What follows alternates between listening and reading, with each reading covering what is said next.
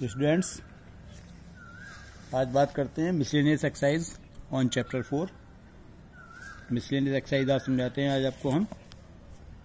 तो miscellaneous exercise में पहले हम फोर्थ क्वेश्चन लेते हैं अपना।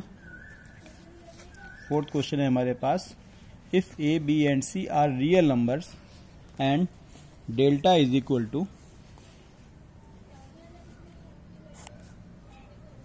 B plus c, c plus A plus B, C plus A plus B plus c, a plus B plus C plus A is equal to 0। तो हमारे पास में यहाँ पे ये डिटरमिनेंट की वैल्यू 0 दे रखी है और ये कह रहा है कि show that either a plus B plus C is equal to 0 और a is equal to b is equal to c. तो अभी हम इस पर ऑपरेशन लगा के इसको सॉल्व करना शुरू करते हैं।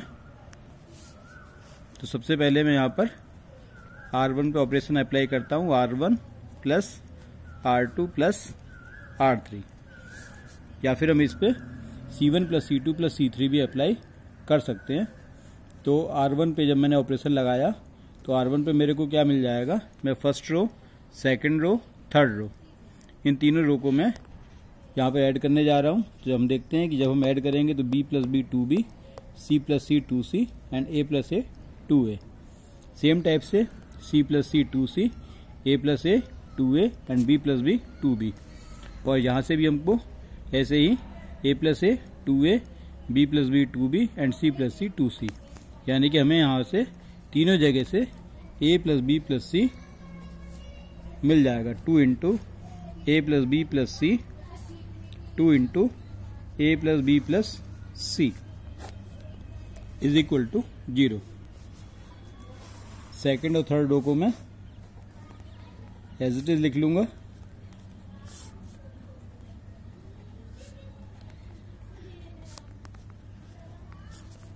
टेकिंग कॉमन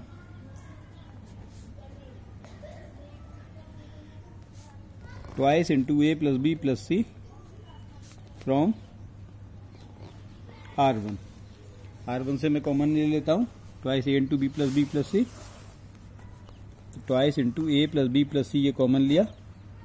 यहाँ से बचा मेरे पास 1 C plus A plus B, 1 A plus B plus C, 1 B plus C plus A is equal to 0। अब ये मेरे पास में ये तीनों एलिमेंट्स 1 आ गए हैं। तो वही काम करता हूँ जो मैंने आप लोगों को पहले सिखाया है कि इस वाले 1 से इन दोनों एलिमेंट्स को 0 में जो बनाना है। तो इसके लिए क्या ऑपरेशन लगाऊंगा, मैं C2 को रिप्लेस करूंगा C2 minus C1 and C3 replace by C3 minus C1। तो twice into A plus B plus C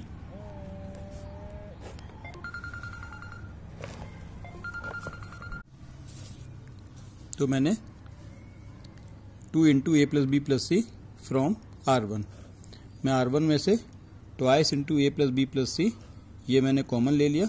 तो कॉमन लेने के बाद यहाँ मेरे पास बचता है 1 1 1। अब इस 1 से इन दोनों को 0 बनाना है। तो इसके लिए ऑपरेशन लगाया C2 minus C1 and C3 replace by C3 minus C1। तो जब हम ऑपरेशन लगाते हैं C2 माइनस C1 तो यहाँ मेरे पास 0 बचा, यहाँ ए कैंसिल हो जाता है, ए प्लस बी माइनस सी माइनस ए, तो मेरे पास बचता है बी माइनस सी, यहाँ सी माइनस ए, यहाँ पर बचा B minus A and C minus B. अब मैं इसको रो 1 के अलोंग इसको मैं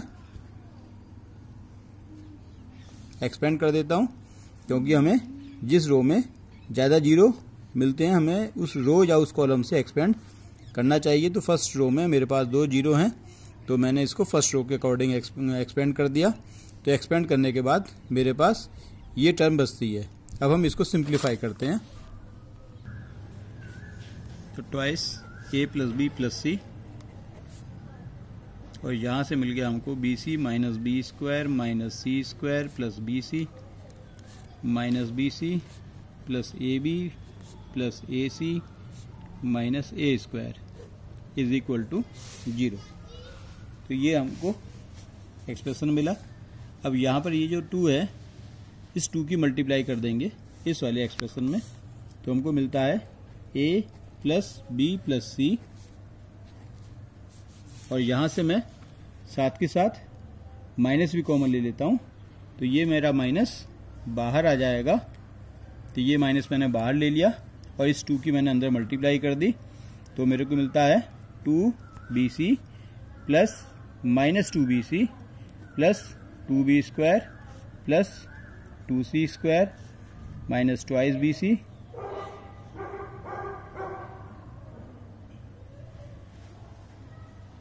plus 2bc minus 2ab minus twice ac plus 2a square is equal to 0।